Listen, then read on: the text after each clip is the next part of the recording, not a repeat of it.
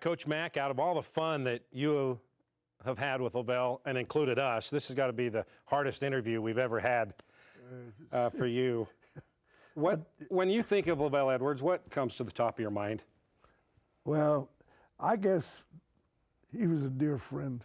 You know, he was a lot more than a football coach and all that stuff. He was to me, he was a dear friend, and our relationship got better after he retired and I retired, and we did things together, and he just, you know, I mean, I can't tell you, every time we got together, I always looked forward to it because it was always fun.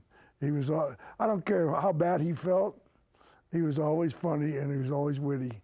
And we used to laugh about games where we played against each other. Mm-hmm. And, you know, I'd say something about, well, what about that place? It wasn't that good, you know.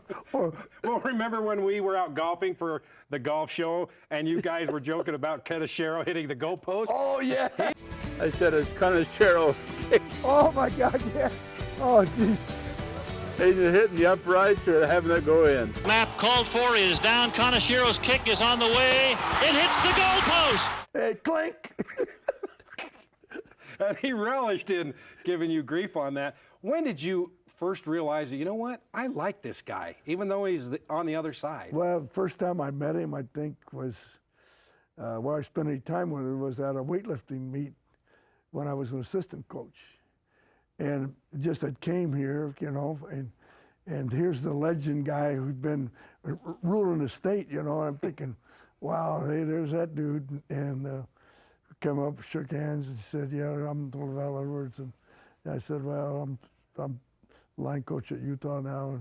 And he was so, yeah, I mean, it was so easy to talk to. And just, yeah, we were, you know, he and I really never talked much about football.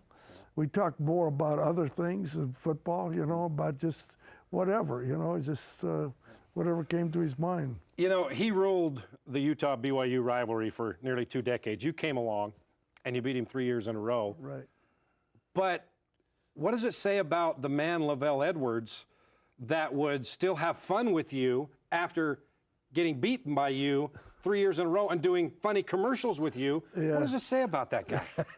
I tell you what, that was painful for him, that 34, 31 commercials. Your bill, sir, 34, 31. Oh, no. 34 and 31. I told him, I says, hey, dude, how you ever going to live through this? And your new checking account number is 34. 31, 1.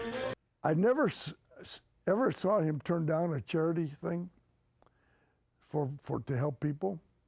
And there was a number of them up here in Salt Lake that he came to, and he and I in those days would do together, and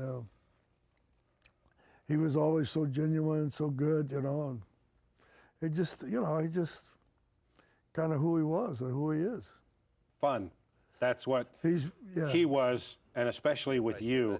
The laughs never stop. Oh, I said! You win the Aloha Press. I'll tell you one thing I'm glad, though, is he didn't discover the forward pass when he was coaching at Utah. He's probably still been there. Who am I? Sure, a Utah man am I. A Utah man, sure, until I go to the Y. Rise yourself, LaVell, the Ronis, and the Plumber win 17 under. Wow. And how? He was a great ad-libber, you know, I mean, he could take whatever you'd say and then he could move it to what he wanted to really say. Yeah. And, you know, he's one of a kind. What are you going to miss most about your friend? I think being with him, you know, doing stuff together and just spending a couple hours here and there with him. And you were going to go down and see him today. Yeah, well, I was supposed to. I called Patty yesterday, and my wife actually called her and said, well, you know, I said, well, how's he doing? And he's not doing so good. He broke his hip, and, you know, he's he's not strong enough. She said, but I think he'll make it. You know, I was thinking about going down there last night, and she says, oh, there's too many people here, and if you come down tomorrow around 1, it'd be a really good time because he'll be nice and relaxed, and there won't be a lot of people around. You can spend time with him. I said, okay.